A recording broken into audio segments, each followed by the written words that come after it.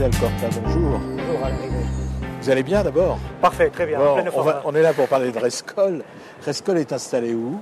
Rescoll est une PMI qui est située à Pessac, historiquement depuis 10 ans. Pessac en Gironde. Pessac en Gironde, bien sûr. Voilà. PMI, ça veut dire que vous avez combien de salariés par Nous exemple? sommes 40 aujourd'hui, Pour un chiffre d'affaires de et 3 millions d'euros. 3 millions d'euros. Alors que fait Rescoll? Rescoll est une société de recherche dans le domaine des matériaux, notamment matériaux composites.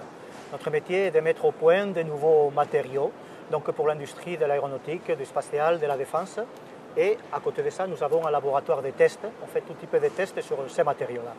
C'est vous qui avez créé Rescoll? Voilà, donc Rescoll... C'était il y a combien de temps? C'est 10 ans aujourd'hui. 10 ans aujourd'hui. C'est les 10 ans de Rescoll cette année. Alors on est d'autant plus content de vous recevoir ici et heureux de vous recevoir ici, c'est que vous avez une vraie actualité récente et j'aimerais bien que vous nous en parliez. C'est voilà, presque un scoop. C'est presque un scoop, effectivement, donc, puisque Rescoll vient d'être qualifié par Airbus pour faire des tests sur des matériaux composites. Et dans cette qualification, Rescoll fait partie de ce laboratoire au monde à pouvoir faire un type de test un peu particulier. Donc aujourd'hui, en Aquitaine, vous avez un laboratoire donc, qui est pratiquement unique au monde. Donc vous êtes certifié maintenant par Airbus? Voilà, donc on a... Vous êtes encore en phase de test? Non, ça y est, c'est signé. on est qualifié par Airbus. Donc, et qu'est-ce que ça va changer pour vous, dans l'entreprise? Ça va changer qu'il a fallu que pour pouvoir suivre donc, le marché qui vont venir avec le A350, donc, nous avons dû construire un nouveau bâtiment.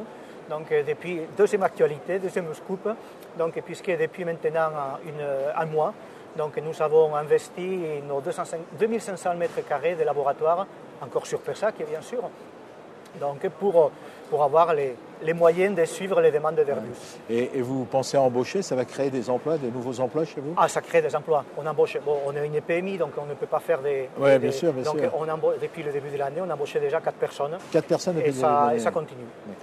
Vous êtes bien sûr membre de Aerospace Valley. Membre fondateur même. Mais ce que j'allais dire, membre fondateur de Aerospace Valley. Qu'est-ce que ça a changé dans votre vie de patron de PMI? Donc, on est membre fondateur et membre très actif d'Aerospace Valley, puisque nous avons proposé dès le départ donc, des sujets à labelliser donc, pour pouvoir collaborer avec d'autres PMI, des laboratoires et des grands donneurs d'ordre. C'est vous qui avez donné du grain à moudre à Aerospace Valley au début? Tout à fait, absolument. Donc, et ce qui a changé pour nous, c'est de pouvoir frapper à la porte des grands donneurs d'ordre, donc dans une relation d'égal à égal. Donc aujourd'hui, nous collaborons avec Dassault, on collabore avec Airbus, on collabore avec Astrion, avec Snecma. Donc c'était inimaginable avant la création d'Aerospace Valley.